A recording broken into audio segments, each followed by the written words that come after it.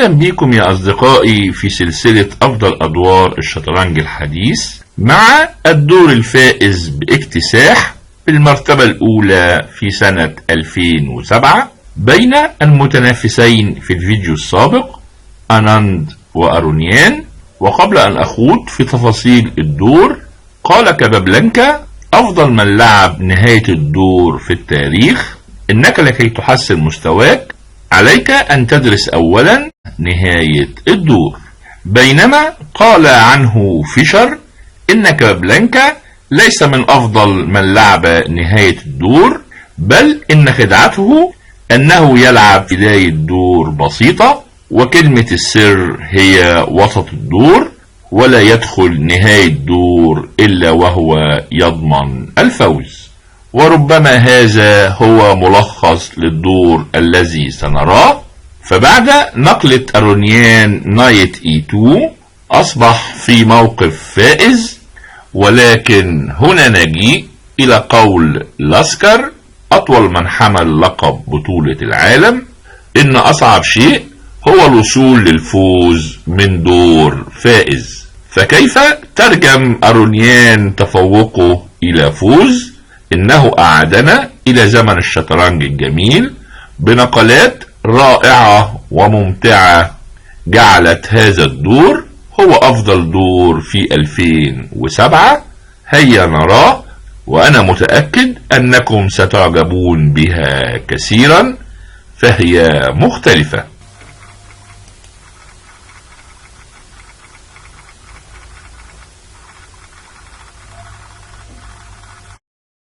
أرونيان بالأبيض، وبدأ D4 ورد أناند D5، C4 جنبية الوزير، C6 جنبية الوزير المرفوض الدفاع السلافي، نايت F3، نايت F6، كوين C2.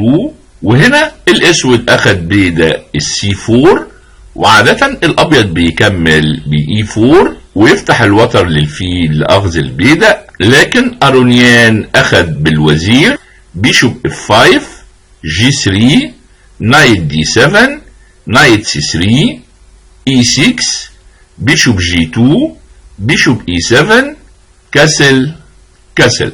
وبكده انتهينا من مرحلة الافتتاح الهادئة، كل جانب بيلعب افتتاحه الخاص. الاسود اعتمد النظام السلافي بE6 وC6، بينما اعتمد الابيض نظام كتالان بC4 وG4 واخراج الفيل عن طريق الفيونكة على G2.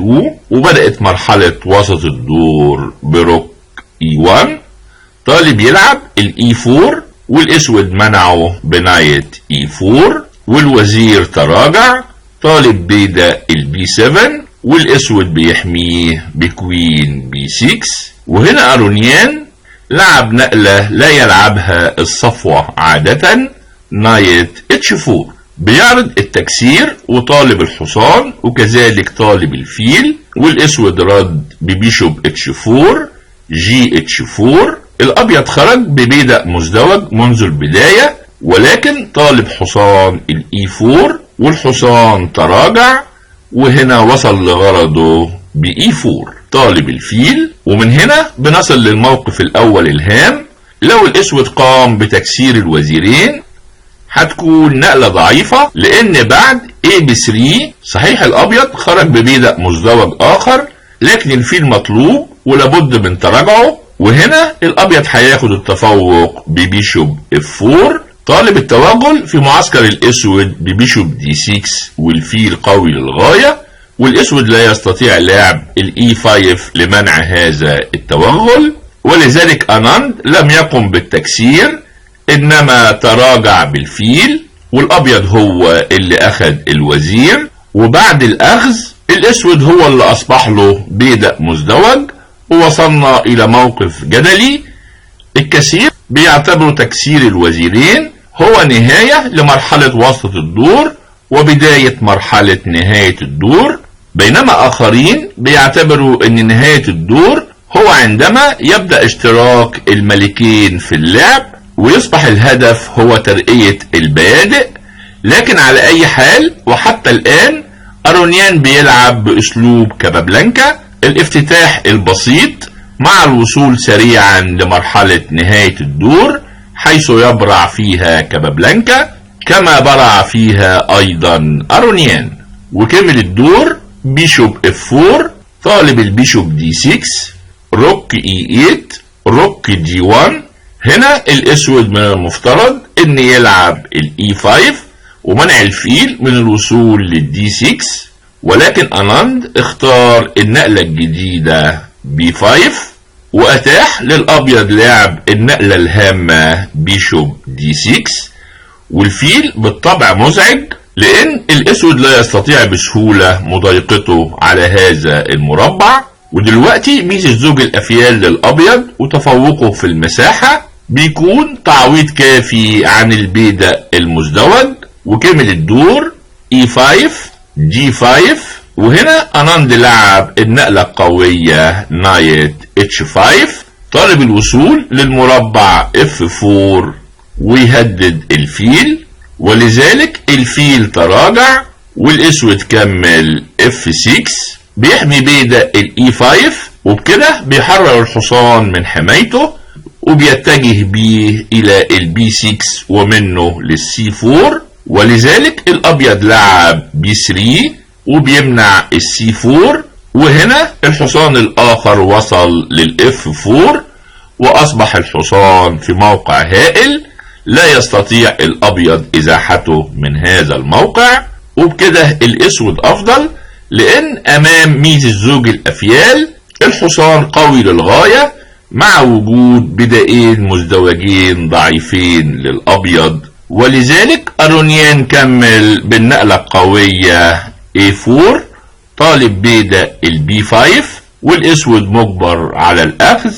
وبعد الأخذ بيشوب F7، الأسود بيضغط على بيدق الD5 بمعوض الحصان وطالب النايت B6 ويكثف الضغط على البيدق، لكن أرونيان لعب نقلته القوية روك B1، طالب البيدق وبيمنع الحصان من الوصول للB6، والأسود بدأ يعاني فهو لا يستطيع حماية البيدق بروك B8، وبالطبع لا يستطيع دفع البيدق للأمام وإلا هيسقط بيدق الC6، ولذلك مضطر لحمايته بالنقلة الغريبة روك A7. ودلوقتي الأسود بيهدد بالأخذ على المربع D5، ولذلك الأبيض بيحميه بروك G1. ووصلنا للموقف الثاني الهام. الأسود هنا لابد أن يلعب CD5، والأبيض لو أخذ بالبيدق الأسود هيلعب ببساطة روك C8، طالب الحصان الحامي للبيدق، وبكده الحصان لن يستطيع الوصول للمربع E2 اللي هيكون له شأن آخر هنتحدث عنه بعد قليل. ولذلك الأبيض مجبر على الأخذ بالحصان، وهنا هياخد بالفيل، وبعد الأخذ هيلعب روك C8، والرخ سيطر تماما على العمود المفتوح، والحصان على الF4 أصبح حصان قوي للغاية لأنه لا يمكن إزاحته، وفي نفس الوقت بيشل حركة الرخ لأنه طالب بيدق الD5، وده بيدي الأسود الفرصة للعب المضاد. ولكن أناند لم يأخذ على الD5 وكمل بالنقلة المتسرعة روك C8 بنفس الهدف وهو الأخذ على الD5، ولكن هذا التأخير أعطى أرونيان الفرصة للعب النقلة الفائزة نايت E2، طالب الحصان. وده الموقف المرسوم على غلاف الفيديو. والحصان لو تراجع هيصبح على جانب الرقعة بدون أي مربع آمن يستطيع الوصول إليه، والأبيض أفضل بالتأكيد، ولذلك الأسود مجبر على أخذ الحصان. وبعد الأخذ اختفاء الحصان اللي كان العامل المرجح في موقف الأسود أصبح الأبيض أفضل بالتأكيد، فله ميزة زوج الأفيال، وأيضا بيهدد بالتهديد الخطير ببيشوب G4 وبيربط الحصان على الرخ. والاسود هيعاني كثيرا، بينما الاسود لو اخد بيدا الاي 4 هيترك حماية بيدا البي 7، والابيض هياخده طالب الحصان وبيسيطر على الصف السابع، والاسود موقفه تدهور، ولذلك بدأ اولا بسي دي 5 اي دي 5، ومن هنا ظهرت اول بشاير النصر. بيدا الدي 5 بيدا سالك متقدم الى مربع الترقية. ومرة اخرى الاسود لو اخد بيدا الاي 4 هيخسر فورا ببيشوب بي 5، طالب الرخ وطالب الحصان، والابيض هيفوز، ولذلك اناند مجبر على التراجع بالحصان وبيهدد باخذ البيدا، وايضا بيهدد بروك اي 8 طالب الفيل، ومن وراه بيدا الدي 5.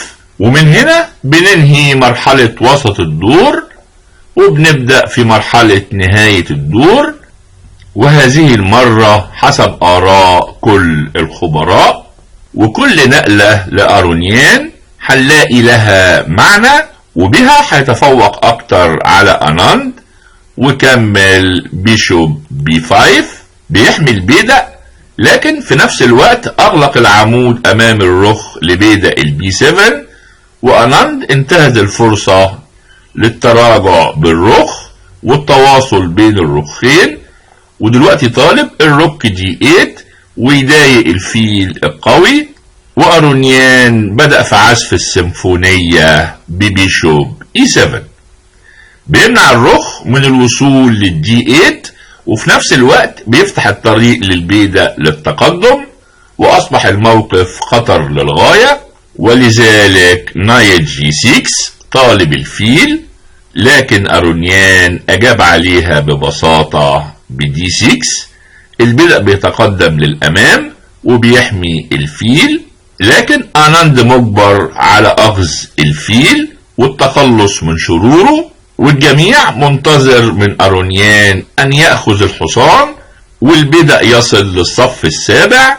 لكن النقلة دي لم تعجب أرونيان، لأن الأسود له الفرصة للدفاع ببيشوب اي 8، والبيدا توقف والأسود هيتخلص من زوج الأفيال، وبدلا منها لعب نقلة الدور الأولى المتألقة. من يجدها له مني إهداء وتقدير خاص. صديقي، لدعم القناة لا تنسى الاشتراك وتفعيل الجرس وضغط زر الإعجاب.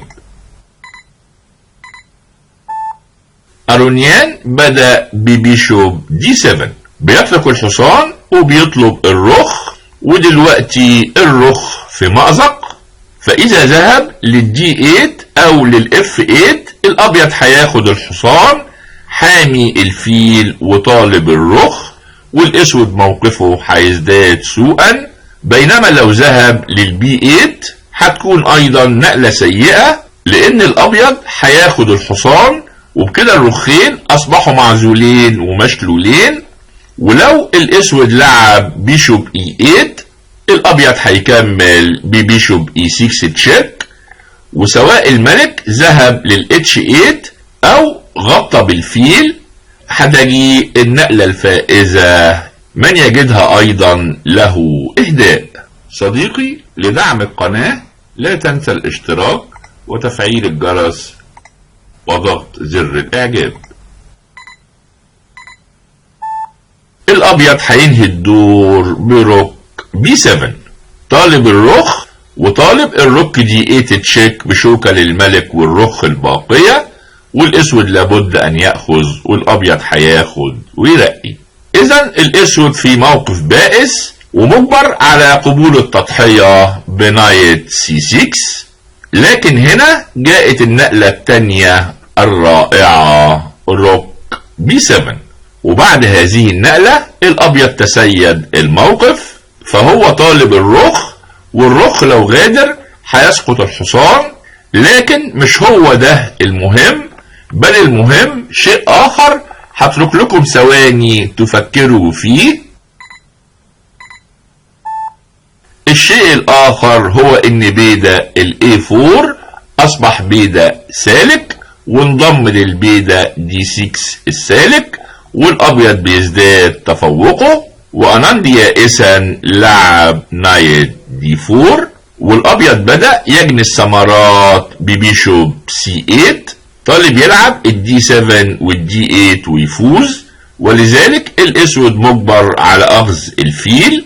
وهنا ارونيان تقمص روح كابابلانكا، افضل من لعب نهايات الادوار وكمل روك بي 1. طالب الروك بي 8، وبعد تكسير الرخين البيضة هيتقدم في امان لمربع الترقية، واناند مجبر على الذهاب بالرخ بجوار الملك. لكن بعد روك بي 8 طالب تكسير الرخين والتقدم بالبيضة لمربع الترقية بيشوب اي 8 بيمنع التكسير، وطالب بيضة الاي 4، ولكن الابيض بدأ اول خطواته في الفوز باي 5، والبيضة التاني هيصبح سلاح قوي للغاية. وهنا اناند لعب نايت اف 3 تشيك، وبالطبع اي لاعب في اي قارة من الارض هيذهب بالملك للاتش 1، لانه لو ذهب للجي 2 هيترك الفرصة للاسود لاخذ بيضة الاتش بتشيك، وبعد كينج اف 1 الاسود هيلعب نايت اف 5، وهيصبح له امال كبيرة في التعادل. ولكن ارونيان ملعبش الملك للاتش 1 ولا للجي 2، انما لعبه ويا الغرابة للمربع الوحيد المحظور اف 1. وهنا اناند بيظن ان ارونيان اخطأ وكمل نايت دي 2 تشيك بشوكة للملك والرخ، ولابد ان يفوز. لكن بعد كينج اي 1 نايت بي 1 الجميع متوقع ان الابيض هياخد الحصان، وربما يستطيع بالبدائين الوصول للتعادل امام قطعة زائدة للاسود. ولكن ارونيان كان في منتهى الانتباه وتقمص روح كابابلانكا وبدأ في نصب السيرك باي 6، ودي النقلة الفائزة. والاسود رد ببيشوب سي 6 وبيراقب مربع الترقية وطالب الرخ، ورغم ان الاسود لديه قطعتين زائدتين الا ان الابيض هيفوز اجباريا وكمل A7 وبيحمل رخ، والاسود بالطبع لا يستطيع الاخذ والا هياخد ويرقي، ولذلك بدأ التحرك بالملك بكينج F7. وهنا ارونيان لعب امتع نقلة في الدور، اذا وجدتها لك مني اهداء ويمكنك اعتبار نفسك لاعب قوي. يا ترى ايه هي؟ صديقي، لدعم القناة لا تنسى الاشتراك وتفعيل الجرس وضغط زر الاعجاب. امتع الجميع بالنقلة الرابعة الرائعة الممتعة دي 7. طالب يرقي، والفيل لو اخد هيترك البيضة الاخر يرقي، ولذلك مجبر على الذهاب بالملك للإي 7 وبيمنع البيضة من الترقية. لكن هنا اي حد يستطيع الوصول لنقلة ارونيان روك F8 وبيفوز برخ، والملك لا يستطيع اخذ الرخ والا هيرقي، ولذلك الملك اخذ البيضة وارونيان رقى البيضة التاني لوزير، وبعد الاخذ اخذ الفيل، وايضا بيهدد بروك A7 تشيك ويفوز ببدائين اخرين. والاسود ليس لديه اي دفاع وكمل H5، وبعد روك A7 تشيك كينج E6 اخذ البيضة وطالب الروك H7 ويفوز ببيضة اخر ويفوز بالدور، ولذلك كينج F5. وبكده امال اناند انتعشت في الوصول للتعادل. فلو الابيض لعب الروك H7 طالب البيضة، الاسود هيلعب كينج G6 ويحمي البيضة ويطلب الرخ، ونصل لموقف رخ امام حصان، لكن بيادق الابيض ضعيفة والاسود يستطيع الوصول للتعادل ربما بسهولة. ولكن ارونيان كانت له افكار اكثر عمقا ولعب نقلة اجبرت اناند على التسليم، اذا وجدتها لك مني إهداء، بل أنت لاعب كبير. يا ترى إيه هي؟ صديقي، لدعم القناة لا تنسى الاشتراك وتفعيل الجرس وضغط زر الإعجاب. أرونيان لعب النقلة الأخيرة روك G3، وهنا أناند سلم لأن الحصان أصبح أسير لمربعه وليس له أي مربع آمن، والروك هيذهب للبي 3 طالب الحصان ويفوز بيه ويفوز بالدور. وأرونيان قدم لنا لوحة مبتكرة رائعة بنقلات نادرا ما نراها على الرقعة. هنيئا لأرونيان بالفوز بأفضل دور في 2007 وربما في العقد الأول من القرن 21. أرجو أن يكون هذا الدور قد أمتعكم، وإلى اللقاء في أدوار أخرى أكثر إثارة.